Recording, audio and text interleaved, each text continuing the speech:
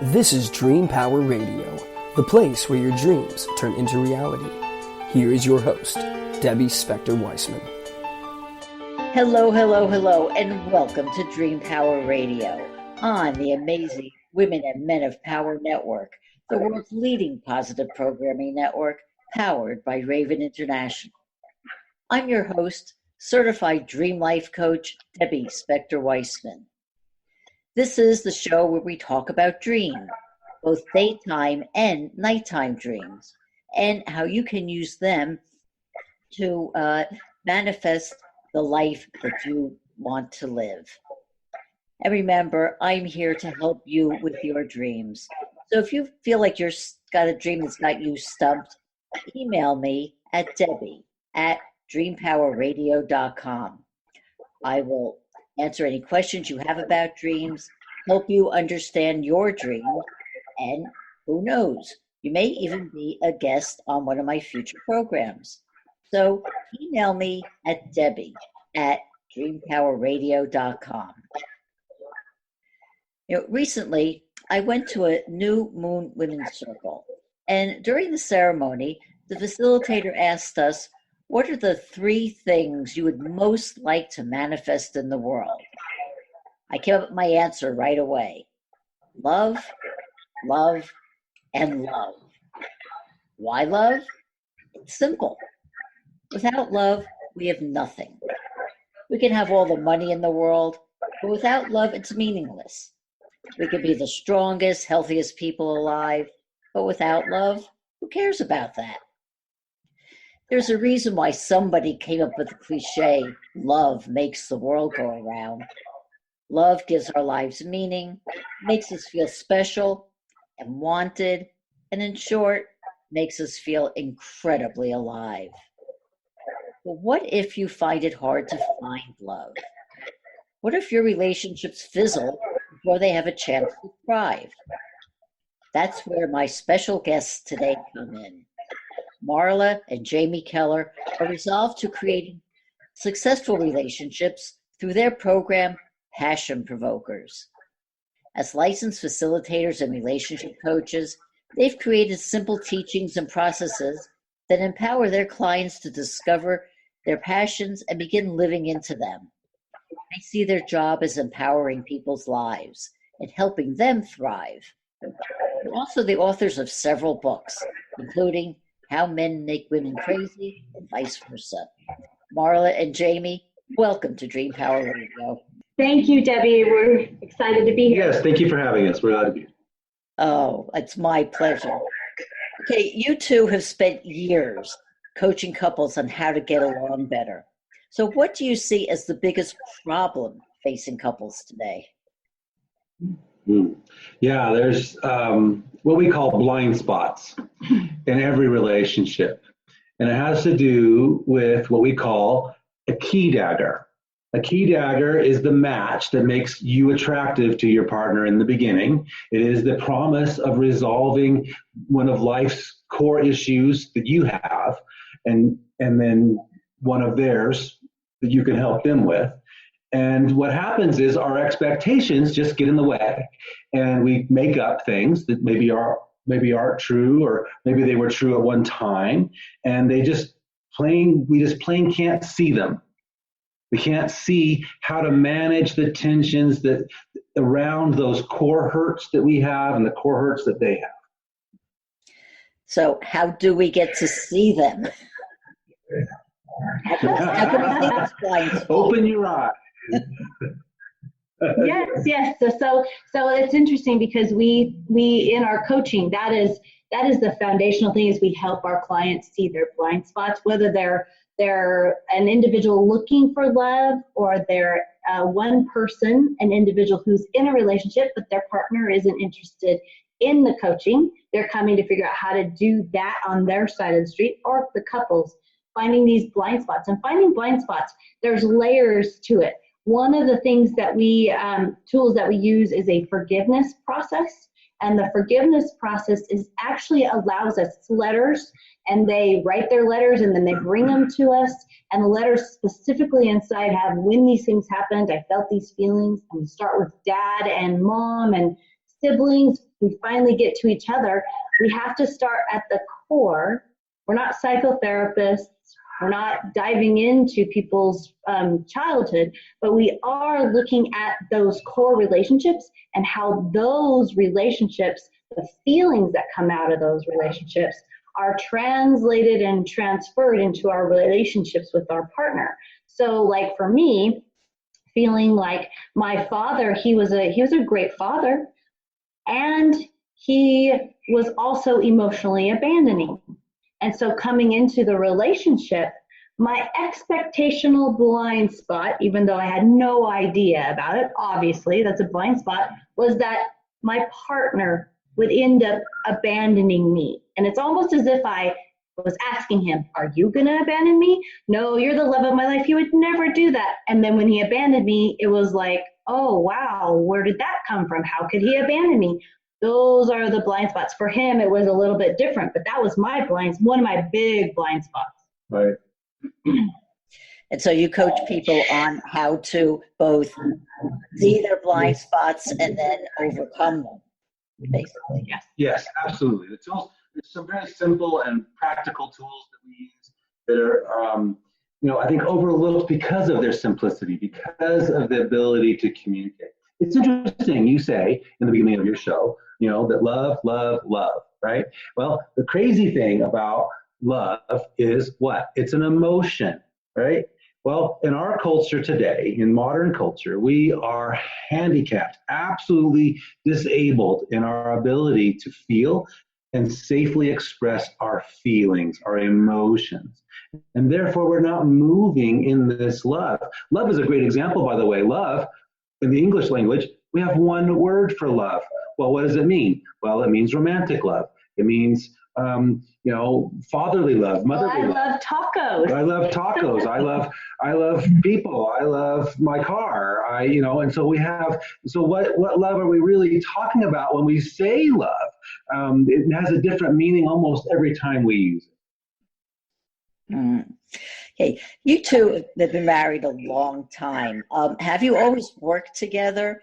And how does working together help or hinder your relationship? Good question. No, we haven't always worked together all day. We started full-time coaching. We've been coaching and facilitating and consulting in relationships from 1995. Since 1995, but we have not always worked full-time together until 2011. So when we worked with couples or individuals before that time, working together, we always had something else that I was going to a job, he was going to a job, and then we did this in the evenings or on the weekends. And so that, there really wasn't ever any kind of conflict or concern. And then working together, there's a few things that we have had to manage the tensions. And for me, probably one of those things is, as a woman, deferring to Jami as opposed to speaking my own truth in confidence, and then also allowing his truth in confidence to not squelch mine, if that makes any sense. I know that sounds weird, but it's like I found my voice even better because we're working together. Yeah, I would say yes. We have always worked together. We got married. Marla went to work to put me through school for occupational therapy. That was working together. She was at a job and I was at school, but we weren't together all day. And then different periods of our lives have been like that as we've worked different jobs. But we've always been, like when we had an occupational therapy business, Marla was running it. I couldn't do all the business that we did without her, and vice versa. And so, yeah, I think we always have had an eye of seeing our relationship as a partnership in our business as well as in life. Mm-hmm. Going back to your coaching practice for a second. So when you coach couples, Marla, do you speak to the woman, and Jami, do you speak to the man, or does that not factor into it? No, what's actually really fun about our coaching, our unique So I wouldn't say the couples find it very fun all the time because it's a lot of hard work, right? But for us, But it's worth it. It's worth it yeah. work. But for us, it's this really great symbiotic thing. And sometimes I will be speaking to the man, and Jami will be speaking to the woman, and speaking to their hearts from the opposite perspectives of what maybe they can see. Or sometimes we're speaking. So it's not just one or the other. It's whoever of us has something to say to that person about their experience. And it's interesting because there are some times that I relate to the woman exactly something in her story, and I'll share some of my experience in that kind of a story. And then Jami will share something he's experienced in that about her story. So we just bounce off each other like we're doing here in our coaching. Would you agree with that? Absolutely, and I would say that this balanced perspective keeps it from becoming triangulated, where people often can, as a couple, one person can feel ganged up on in traditional services, right? Where somebody takes somebody's side, and now there's two against one, and that almost is self-defeating in the relationship, magnifying the conflict rather than reducing it. Good. Okay. Like you, I've been married a long time. And even though we love each other and we're committed to each other, there are those days when I just like to wring his neck. And I'm sure there are days he would love to wring mine too. So what are some tips to keep a long-term relationship going? Well, first of all, the very first agreement we always make in our coaching is that your feelings are real no matter what they are. And only you are responsible for them. So making your partner responsible for your feelings is a big mistake. My guess is those days that you want to wring his neck, you have feelings, strong feelings, apparently, not quite murderous, maybe. We stopped there. Yeah, and we get those moments too.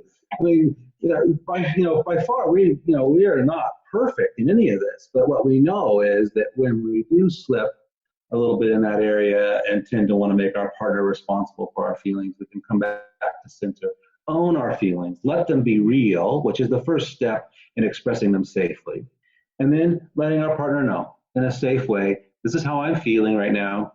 It may or may not have anything to do with them in reality. Most intense emotions, by the way, if you're feeling really upset, it's not about today. It's never about today when you're really upset. It's about a series of things. It's about some long history of feeling this certain way.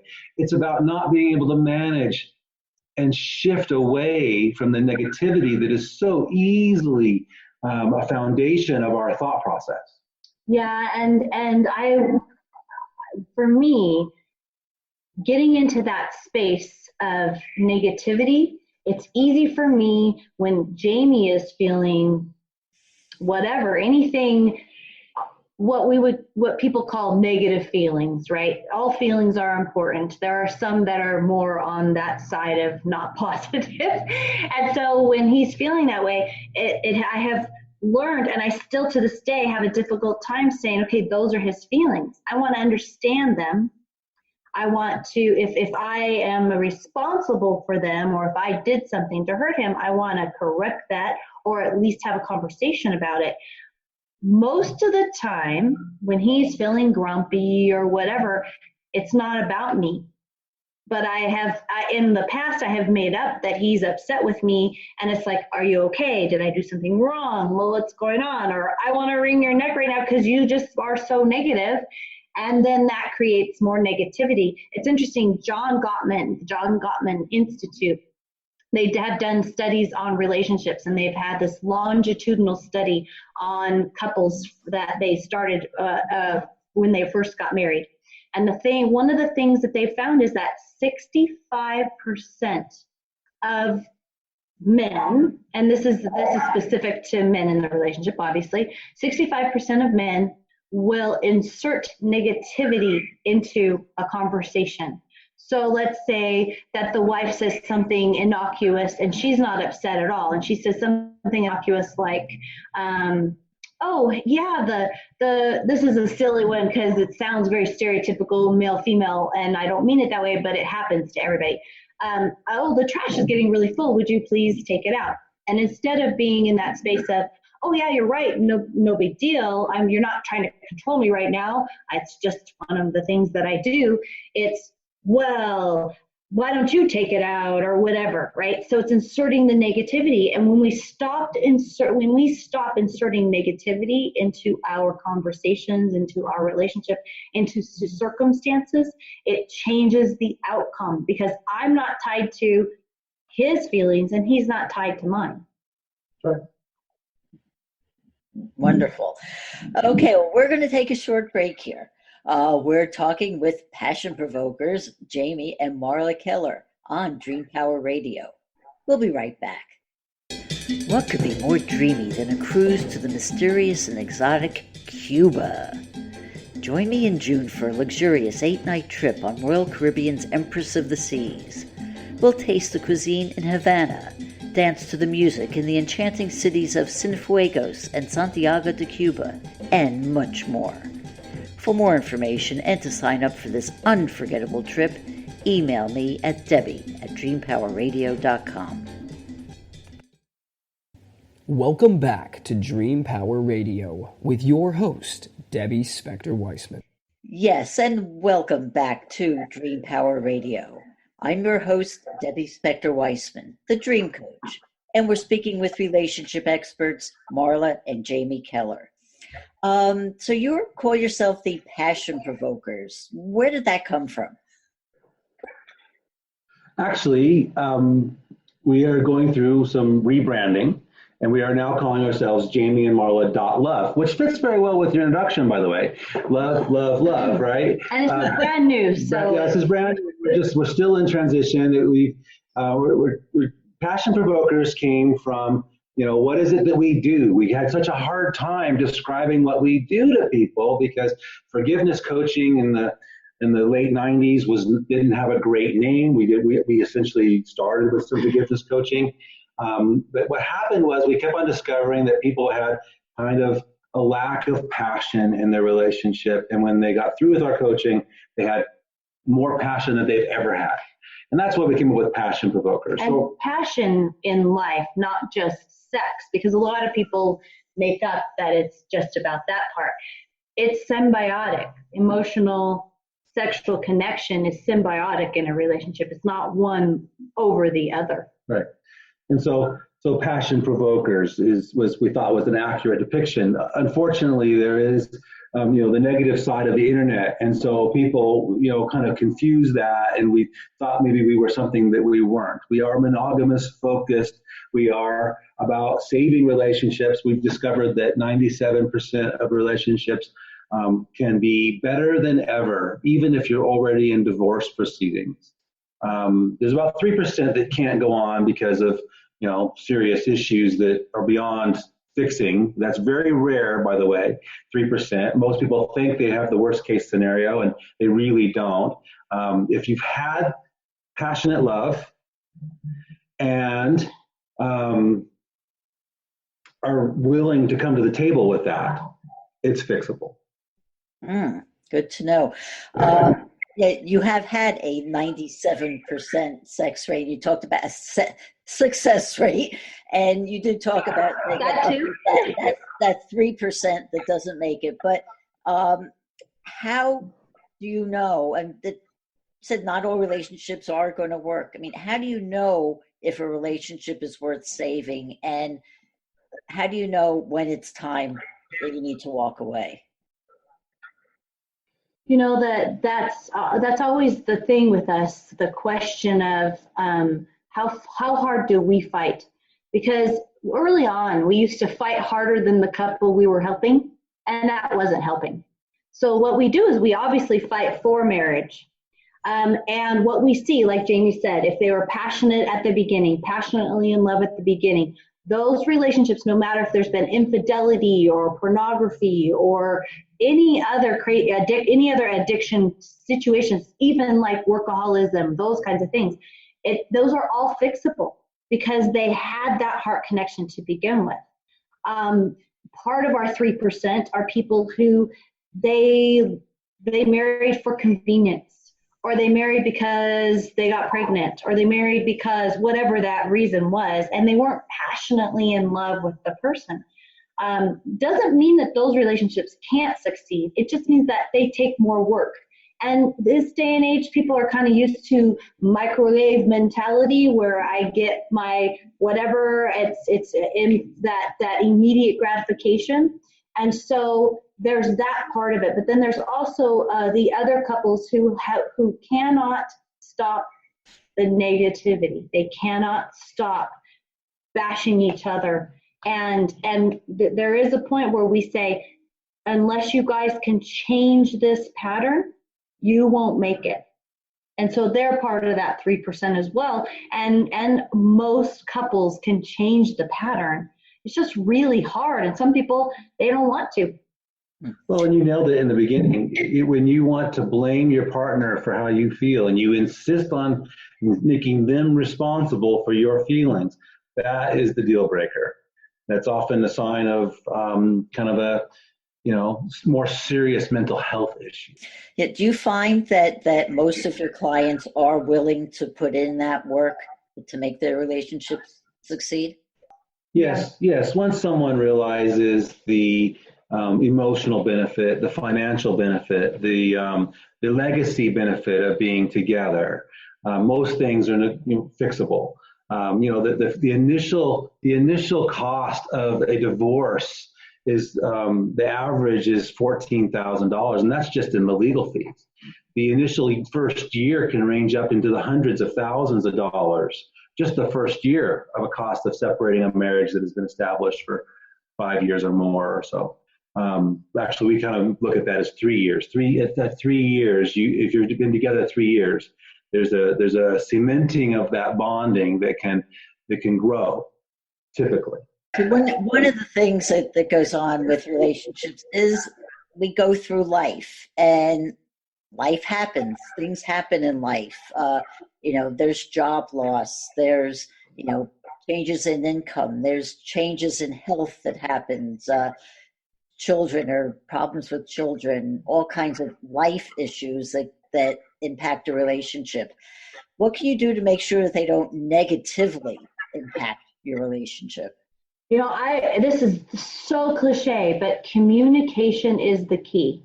And we're not talking about story communication. Oftentimes, when we think we're good communicators, I used to think this, I was like, I'm a great communicator. I communicate my feelings all the time. And the truth was, I was simply inserting story and trying to tell the story in a way that I could be understood. And so one of our foundational tools is this. It's our feeling wheel. And it's super fun. It's color, obviously you could say, oh, I'm in the red zone, which is the anger zone or whatever, or I'm in the yellow zone, I'm in the joy zone. This feeling wheel, the power of expressing emotion takes it outside of our bodies. Brene Brown, I'm sure you know who she is, an incredible shame researcher. She says the only way to release shame from your life is to feel your feelings and express them appropriately. And so we teach a communication tool that allows couples to have time and space. We call it a check-in. Time and space where they're able to express their emotion. And they might say, this morning when we had that conversation, I felt frustrated, confused, and sad.